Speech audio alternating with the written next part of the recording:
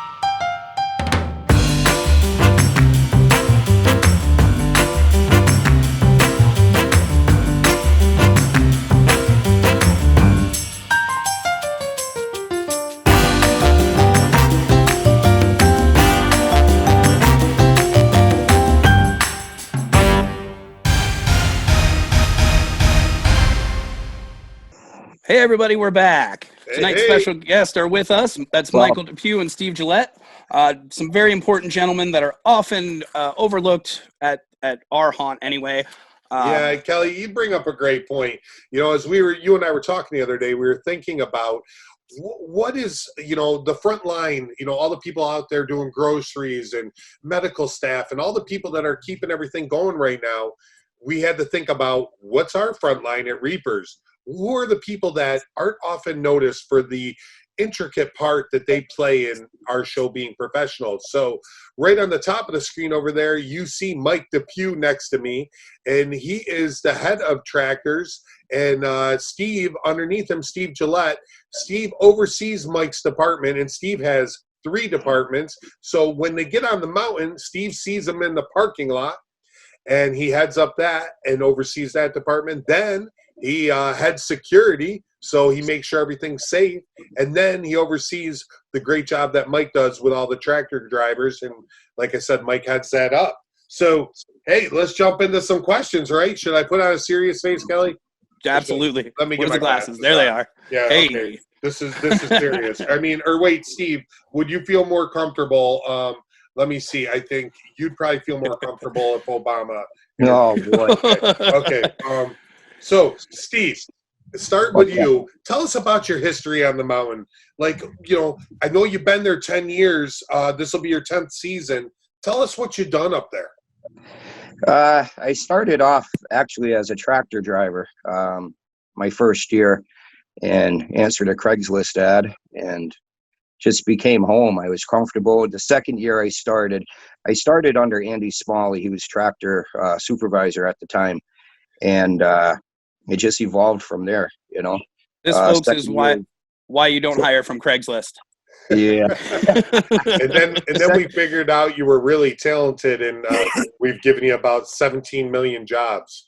Yeah, the second year going into it, I created like a safety manual for the drivers and inspections prior to opening and everything, and that kind of evolved annually, updating it, everything from there. Then, like, I think year 6 or something, I start getting into the head security, and then that evolved into parking. Paul, one of the owners, he kind of seen what I did, and it just evolved from there, you know. From up front, the parking, we got a great parking staff, rain, snow, whatever elements are coming, you know. I can't disagree with you on that at all, Steve. I mean, I can tell you, from meetings I'm always in, there's one thing. I mean, we've got an awesome team and everybody's great up there, but we never once worry about your management of those 3 areas. It's phenomenal. And Mikey, let's get to you. You started a little bit different. How was it? Well, it was great. I started out with acting. Then my 3rd year there, Steve talked me into coming over to drive tractors for him. Spent 6 years driving. Now supervisor for tractors. Been doing this 3 years now. Okay, that's very cool. That's the go-to guy when the timing's just a little off right there, everybody. Absolutely. And we're going to get into that whole timing thing a little bit down the road. And there's a lot of things that people don't know that happens up there, but these guys can tell you how proficient everything is. So the show is that high quality professional show that people have come to experience on the Reapers Mountain. So, I mean, let's jump in, Steve, with the whole safety approach, like, from the start, like what happens with security, and we're going to jump in with safety with that, and then we want yours and Mikey's perspective on safety on the moving parts like the hayride. So go ahead. Once the customers come into the lot, obviously if they're parking on our main lot or whether they're shuttled over from B or C lot, they come up to our security checkpoint where they're wanted.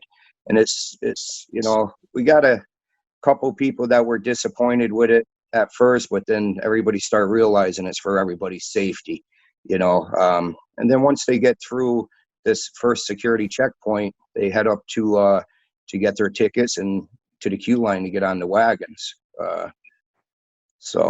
And speaking of wagons, let's talk about your safety program and everything you and Mike do to keep that hayride safe. I mean, there's a lot of moving parts there. I mean, what's some of the things you've developed over the years? Well, as far as the safety, like I said earlier, we update our annually safety manual. Mikey handles all the inspections. Mikey, if you want to touch on that, of what you kind of look for.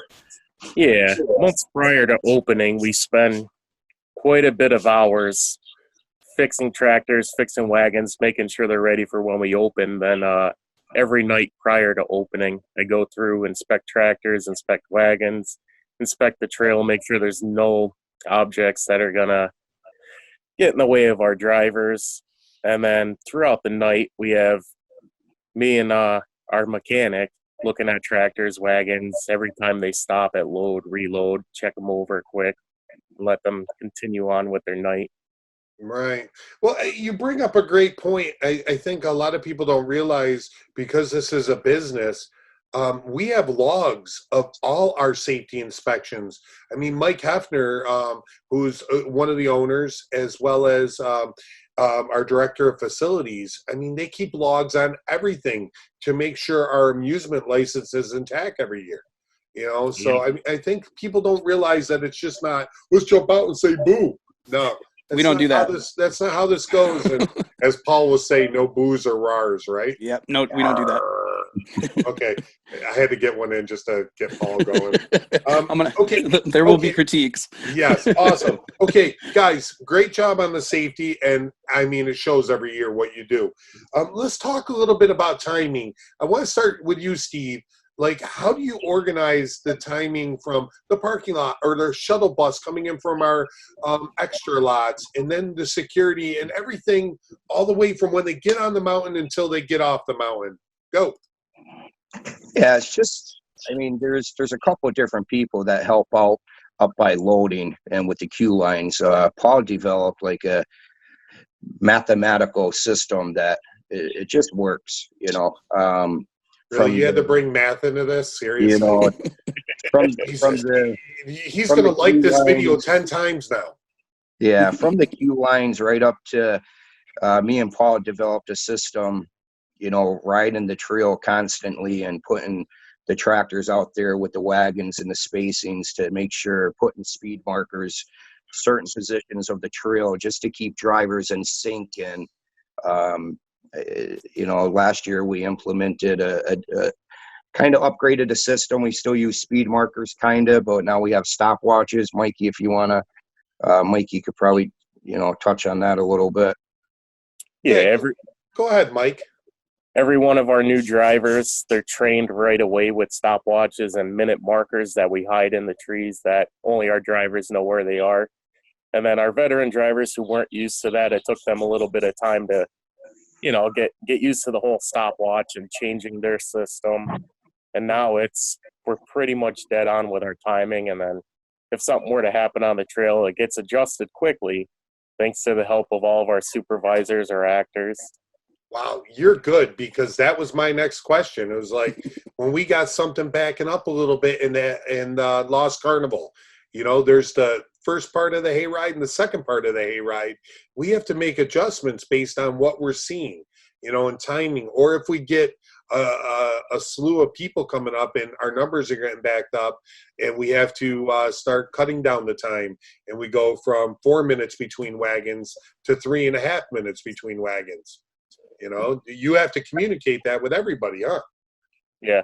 Yeah, it's kind of like off, you know, all the attractions from the hayride to the walkthrough to pitch black to sector. If something happens at a previous attraction, it could, you know, consequences on all the other attractions ahead, you know, right. As far as the lines building up or whatever the case may be. You bring up a great point, and I'll tell you, folks, I've been seeing a lot of great things up there. Their timing's great. I mean, I got people watching the timing, and I'm happy with their timing. I know the timing is good, and they're doing great things, and I'm happy. I don't really have my voice down for Trump yet, but I'm telling you, he's doing great things. And back to you, Todd. I'm happy with everything. Okay. So I did want to touch on the fact that preseason we do run a very theatrical show. Some of the supervisors, we do get together when we're changing stuff on the hayride before each season and let these guys know per scene, like if there is changes in the scene that we can either gain some time or, you know, they're going to end up spending a little bit more time in that scene. It's a great point, Kelly. Great point. I mean, timing is everything up there.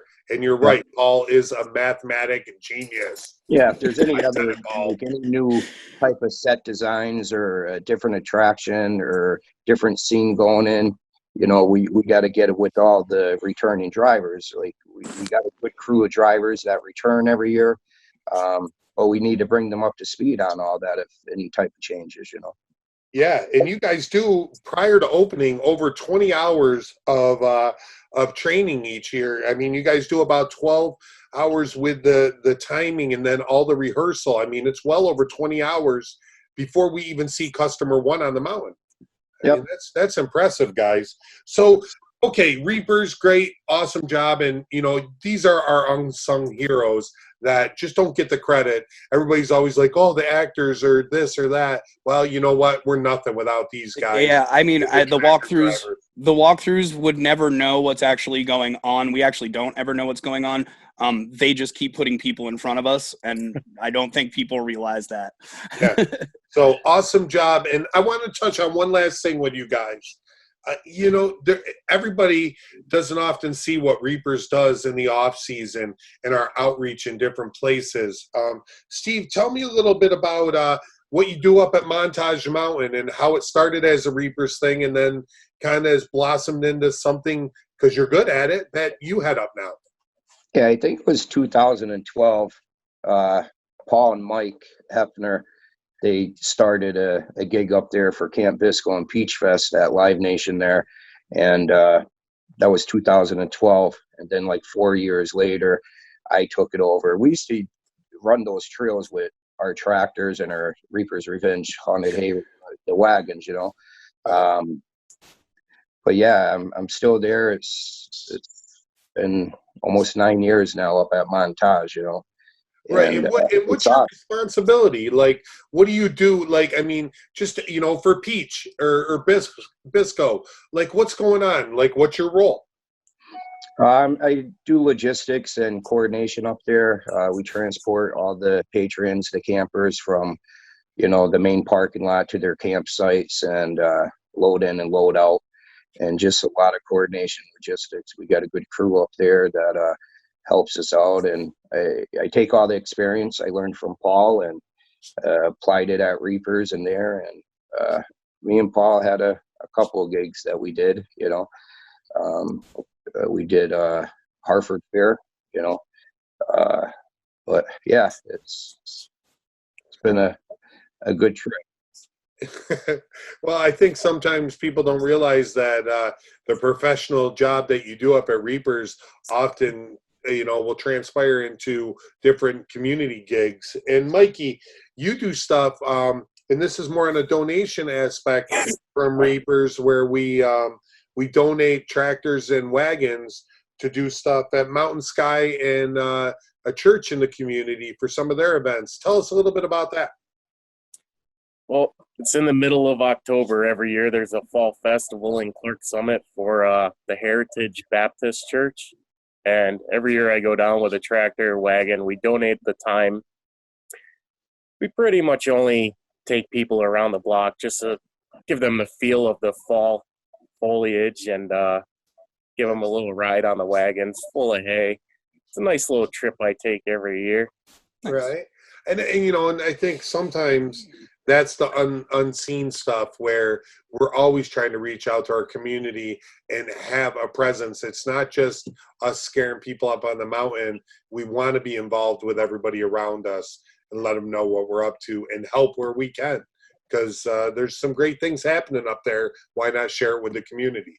So, all right, guys. Well, that's all I think actually Kelly came to me with Mountain Sky and said, Steve, I need a tractor, a wagon, and a driver. And I picked one of our veteran drivers to do that up there. And it's mostly more for the kids up there. You're giving them a hayride through the woods up there. And it's another concert venue up in, I think it's Scott Township up there. Right. And I've been up to Mountain Sky with you, Kelly. That's a great thing that you and Jen do. It's a lovely little place right up the street the other way. And some great food going on up there. So awesome, guys. I got no more questions. I can't wait to see you guys soon. Yeah. Kelly, anything else? No, not. I got nothing. How you guys doing on the tail end? Yeah, let's get out of here. Obama out. See you guys. Well, guys, thanks for having us, and everybody be safe, and we'll see you on the mountain. All right, brother. Thanks See you for having us, guys. See you guys. See ya.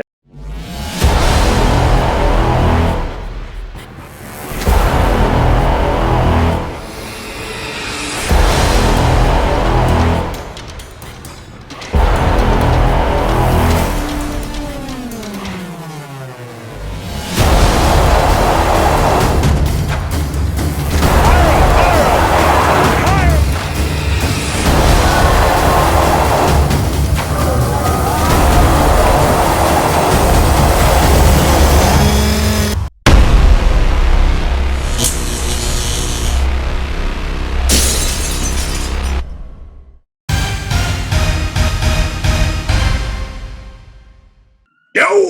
Hey! episode 7 down the hatch. Who would have ever Yeah. thought we got 7 of these done? It was a good one too. I really do. The tractor guys are always fun to talk to, and I'm really happy they came out to do this episode. And we couldn't do anything up there without them. No, So, our unsung heroes for real.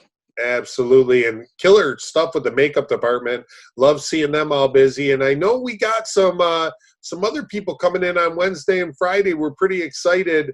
The interview section is going to get a little different, huh? Yeah, I'm really hoping we're gonna have a big old crowd over here. Watch out, some of your favorite characters, and we're just gonna yuck it up a bit. We might run a little long. Yes, fair enough. Yeah, it could get out of control. All right, If Kelly, you guys have if you guys have any questions, Yep. please yep. feel free to ask our Facebook page. If there's somebody you really want to see interviewed, please ask the Facebook page right here in the comments, actually. Yeah, absolutely. You know, anybody you want interviewed, just get a hold of one of us and tell us. Yep. So, all right, let's get on out of here, Kelly. Everybody stay home Be safe. and save Halloween. That was our best high five ever. That was Let's do it. it. Let's do it. Let's do it. Yeah. Okay. See ya.